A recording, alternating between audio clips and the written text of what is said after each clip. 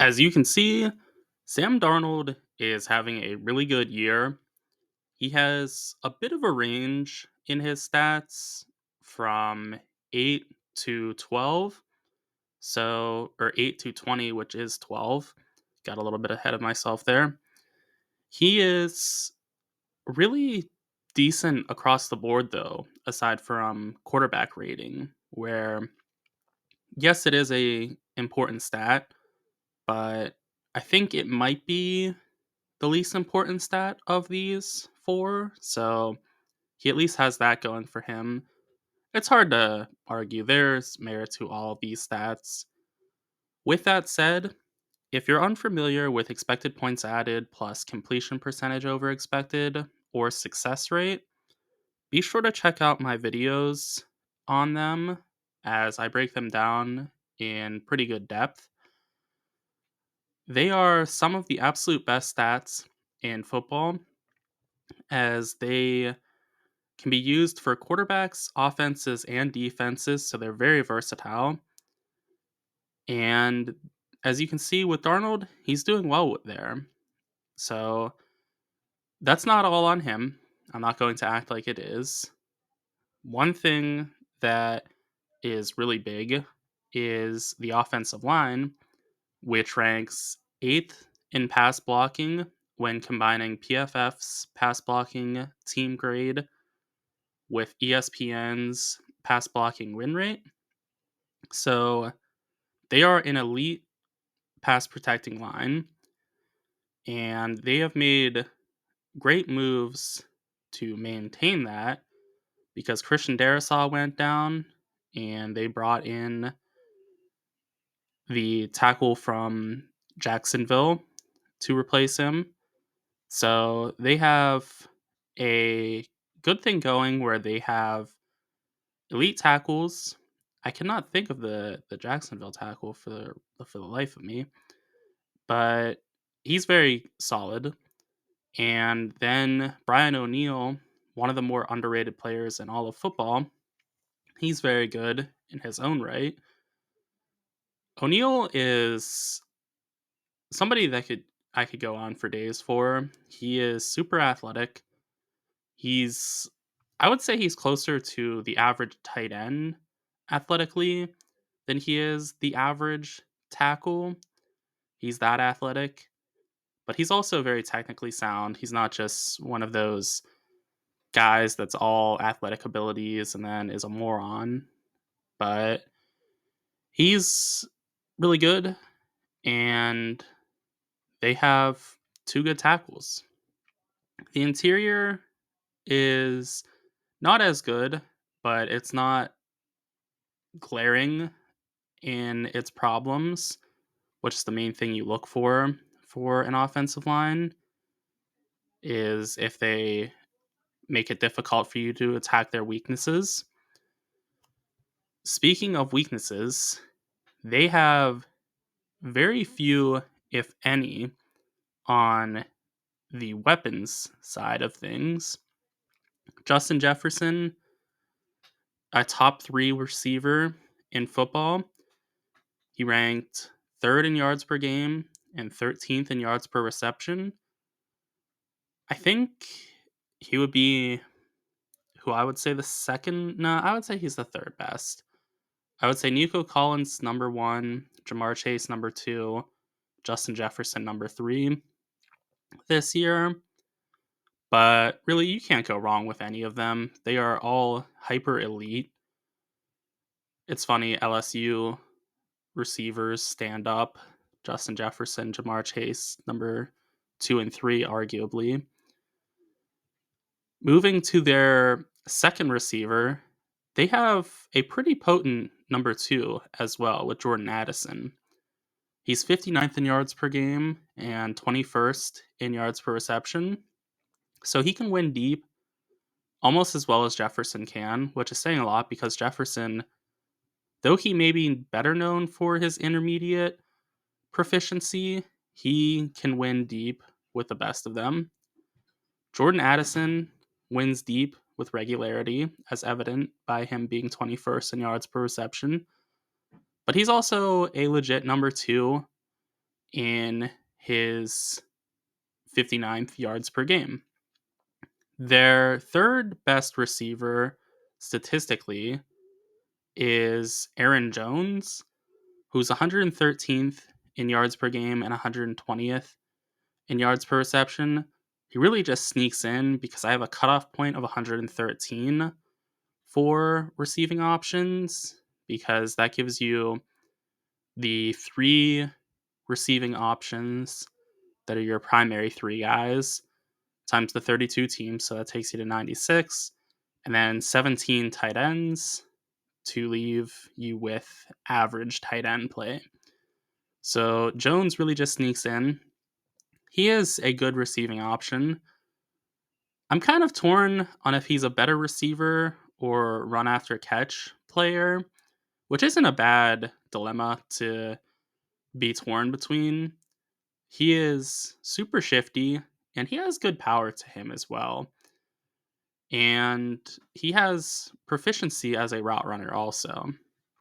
Someone who has less proficiency as a route runner, seemingly though, is Jalen Naylor, who's 124th in yards per game and 14th in yards per reception, meaning he can win deep, but that's about it.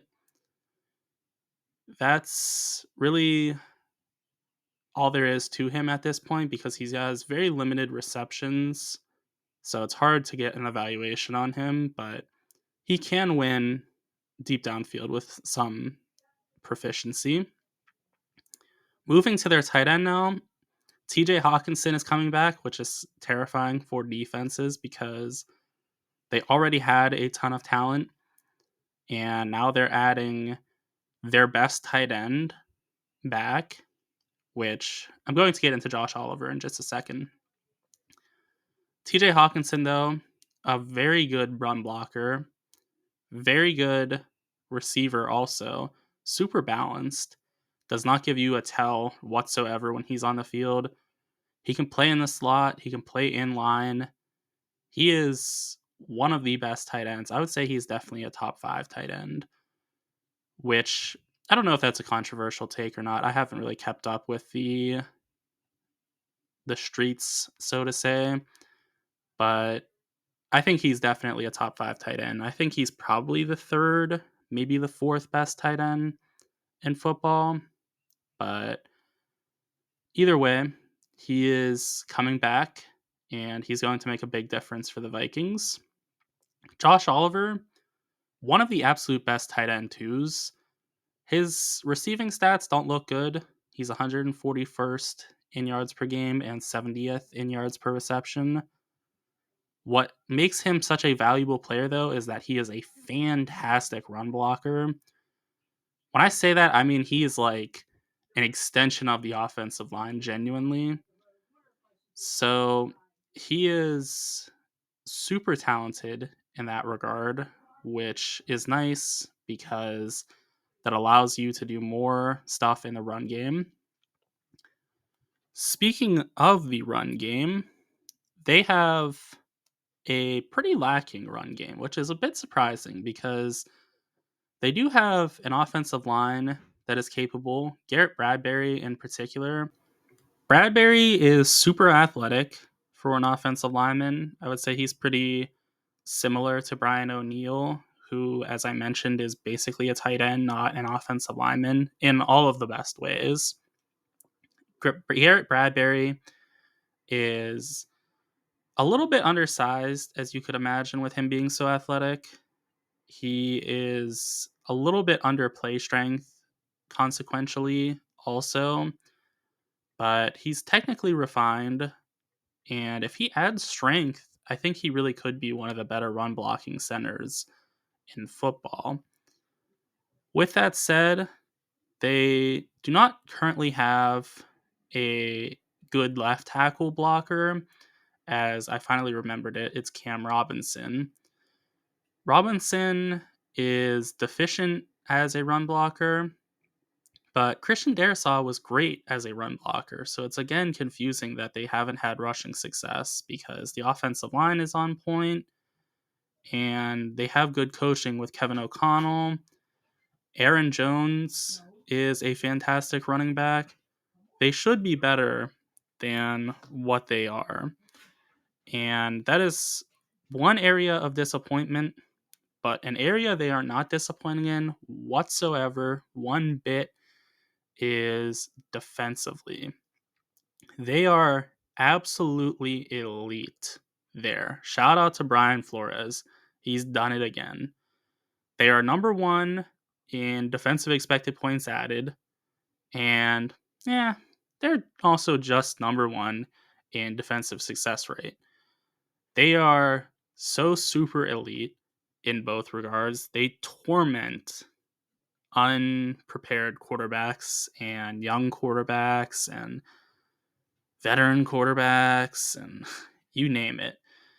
They are so dominant.